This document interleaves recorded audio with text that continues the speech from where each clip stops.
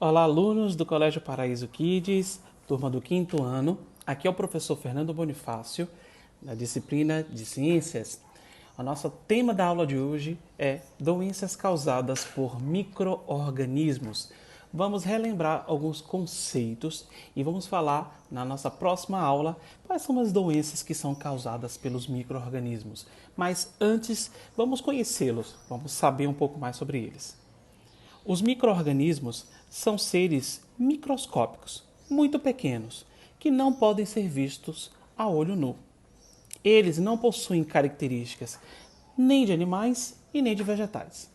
E o conhecimento que nós temos sobre eles foi possível somente com a descoberta de um instrumento, que foi o microscópio, que foi descoberto no ano de 1693.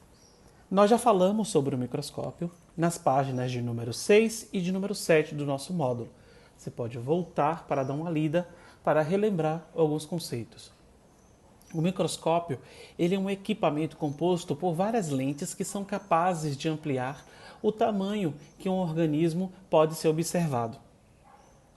Os micro-organismos eles têm uma fundamental importância no nosso dia a dia. Eles são muito úteis, tanto na indústria de alimentos, na produção de queijos, de algumas bebidas, na produção de iogurte e também na indústria farmacêutica, como por exemplo a penicilina, que é um antibiótico que foi descoberta no ano de 1928 por um médico e bacteriologista escocês chamado Alexander Fleming. Ele descobriu essa substância que ela é produzida por um tipo de fungo e que essa substância matava bactérias.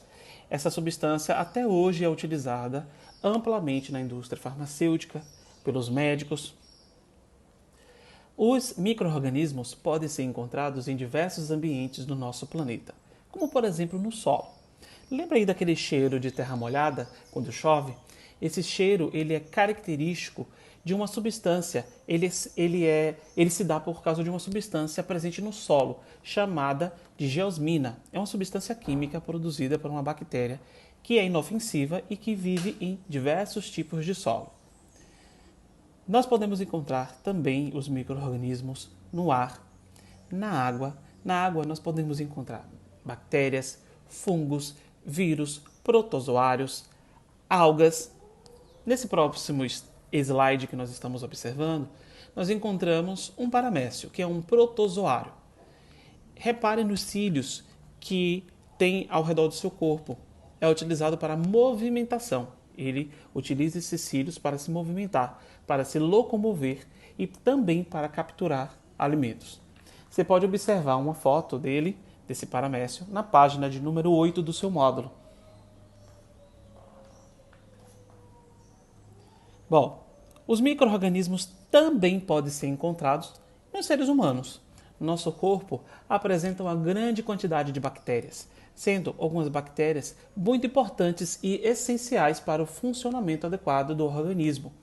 Os micro-organismos que crescem em nosso corpo formam o que a gente chama de microbiota, que também pode ser chamada de flora ou de microflora. Por exemplo, as bactérias, os micro-organismos que estão em nosso intestino, eles formam o que a gente chama de microbiota intestinal ou flora intestinal.